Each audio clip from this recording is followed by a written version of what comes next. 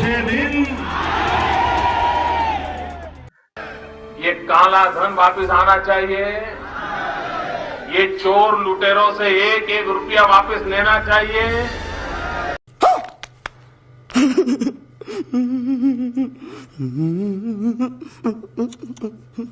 और अभी तो रुको, क्लाइमैक्स अभी बाकी है। तब आपको कैसा लगेगा जब आपको पता चले जिस कैंडिडेट को आप वोट देने वाले थे वो किसी दूसरी पार्टी में शामिल हो गया है। आपको ये जानकर कैसा लगेगा जब आपको पता चले कि आपकी वोट देने की आजादी आपसे छीनी जा रही है। तब आपको कैसा लगेगा जब आपको पता चले जिसे आप वोट देने वाले हो वो एक क्रिमिनल है, एक रैपिस्ट है, एक बहुत बड़ा बलात्कारी है, एक करप्ट लीडर है। तो आखिर इन सबके पीछे है कौन? क्यों हमारे नेताजी लास्ट समय पर ही अपना नॉमिनेशन वापस लेते हैं और दूसरी पार्टी में शामिल हो जाते हैं? क्यों हमारे विधायक जी अंतिम समय में ही पार्टी चेंज करते हैं?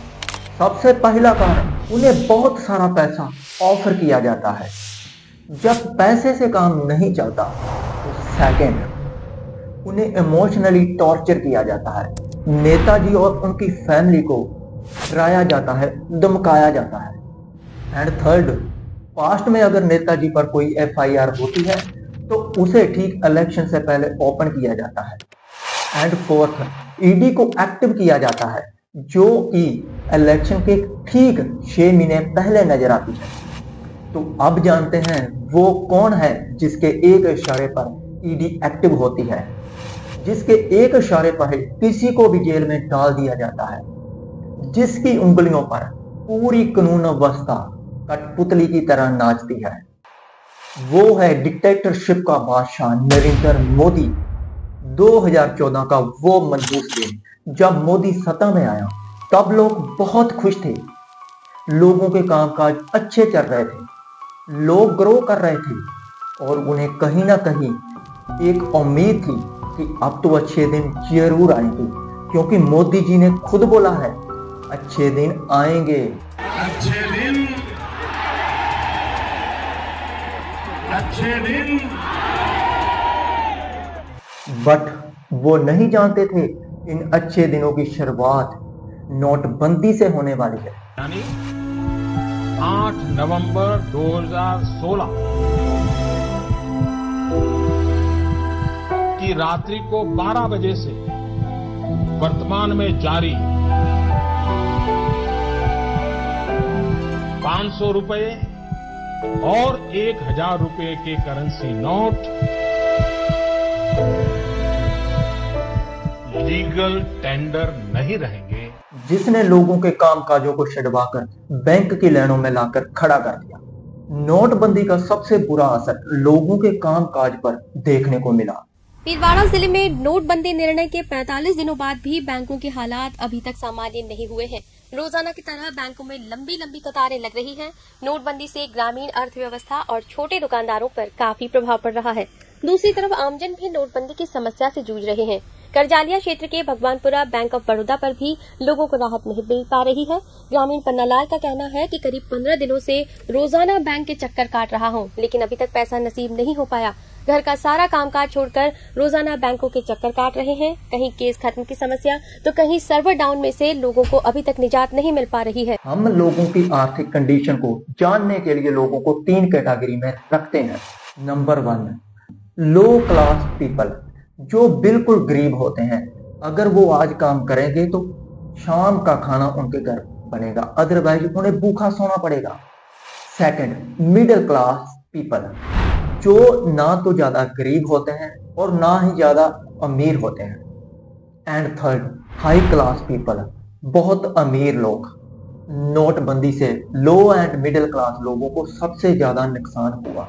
हाई क्लास लोगों को किसी भी तरह की प्रॉब्लम का कोई सामना नहीं करना पड़ा, क्योंकि बैंकों से कैश सीधा उनके घर पहुंच जाता था। उन्हें गरीब लोगों की तरह बैंकों की लाइनों में लगने की जरूरत नहीं पड़ी। इसी दौरान अमीर लोगों ने अपनी ब्लैक मनी को व्हाइट मनी में बदल दिया। नोटबंदी करने का मोदी का एक मिशन था, वो था अमीर लोगों की ब्लैक मनी को व्हाइट मनी में बदलना। अगर मैं सिंपल शब्दों में कहूं, मोदी अपने दोस्तों की ब्लैक मनी को व्हाइट मनी में बदलना चाहते थे। इसीलिए मोदी ने नोटबंदी की, वक्त बदला, लोगों के कामकाज फिर ठीक ठाक चलने लगे थे, उनके चेहरे पर फिर से खुशियां आने लगी थी। बट वो ये नहीं जानते थे कि ये खुशियां उनके चेहरों पर चंद दिनों के लिए है। तो तब मोदी जी जीएसटी लेकर सबके सामने आते हैं। Presently, cleaning the system from black money and corruption is very, very high on my agenda.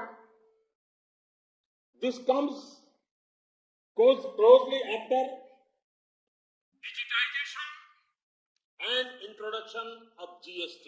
GST has been passed.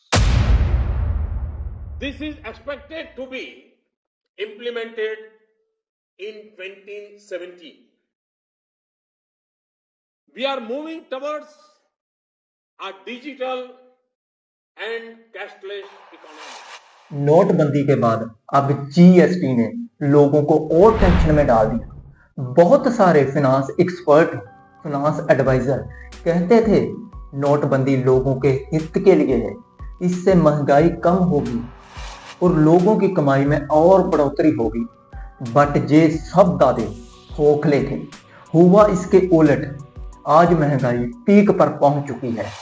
अगर आज एक व्यक्ति 1 साल काम करता है तो उसे अपने 5 महीनों की कमाई सरकार को देनी पड़ती है, टैक्स और जीएसटी के रूप में। इससे लोग ग्रो करें या ना करें, डजंट मैटर, बट सरकार तो ग्रो कर रही है।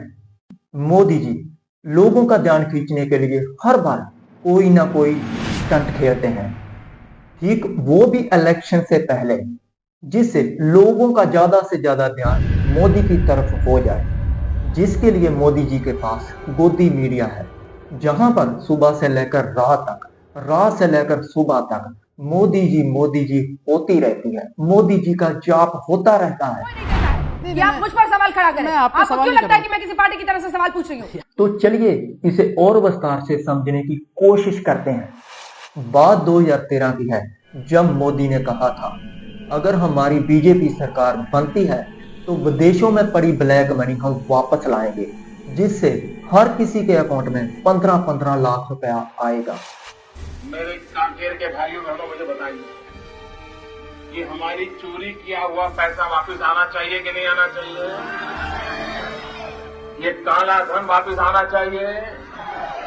ये चोर लुटेरों से 1-1 रुपया वापस लेना चाहिए? इस रुपयों पर जनता का अधिकार है कि नहीं है? ये रुपया जनता के काम आना चाहिए। अरे एक बार ये जो चोर लुटेरों के पैसे विदेशी बैंकों में जमा है ना, उतने भी हम रुपये ले आए ना, तो भी हिंदुस्तान के एक गरीब आदमी को मुफ्त में 15-20 लाख रुपए यूं ही मिल जाएगा। कितने रुपये?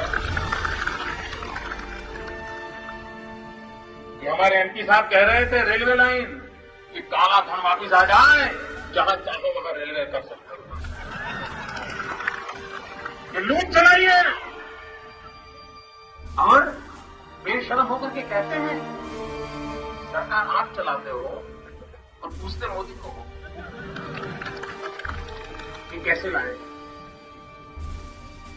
जिस दिन भारतीय जनता पार्टी को मौका मिलेगा, एक पाई हिंदुस्तान की वापस लाई जाएगी और हिंदुस्तान के गरीबों के लिए काम लाई जाएगी। ये जनता के पैसे हैं, गरीब के पैसे हैं। हमारा किसान खेत में मजदूरी करता है, उससे निकला हुआ धन है, वो धन पर हिंदुस्तान का अधिकार है, हिंदुस्तान के कोटि-कोटि गरीबों का अधिकार है और उनको वो धन मिलना चाहिए। ये हम संकल्प करते हैं। जिस वजह से 2014 में मोदी पहली बार सत्ता में आए। तो अब आप मुझे कमेंट करके बताएं कि आपको ऐसे कितने लोग जानते हैं जिनके अकाउंट में 15-15 लाख रुपया आया है। बट फिर भी कुछ अंधे भक्त, मोदी भक्त इस बात को मानने के लिए तैयार नहीं है। नोटबंदी और जीएसटी की वजह से लोग पहले ही बहुत गुस्से में थे। मोदी को पूरी तरह यकीन था कि मैं हार जाऊंगा और सर्वे भी यही कहते थे। अनफॉर्चुनेटली हमारी इंडियन आर्मी पर, पुलवामा में एक अटैक होता है।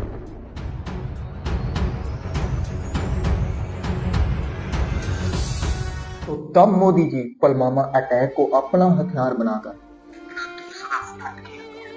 पुलवामा अटैक, जिसमें हमारे देश के 40 जवान शहीद हो गए। मोदी जी अपनी गलतियों को छुपाने के लिए पाकिस्तान पर एक सर्जिकल स्ट्राइक कराते हैं।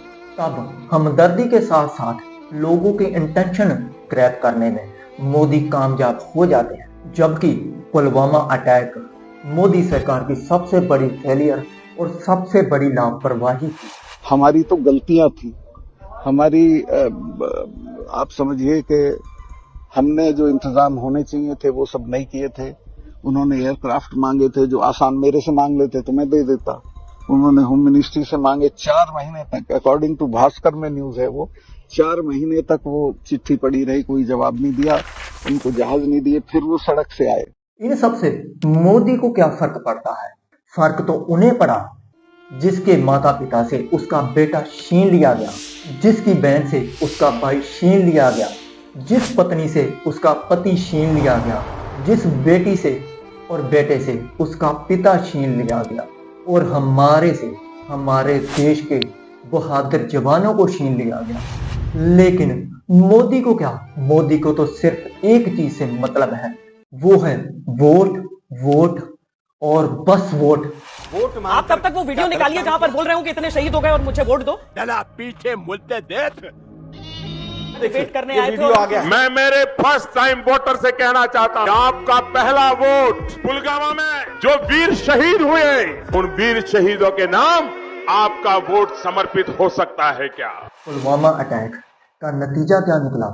मोदी दूसरी बार सत्ता में आ गया। 2024 शुरू होते ही मोदी की तीसरी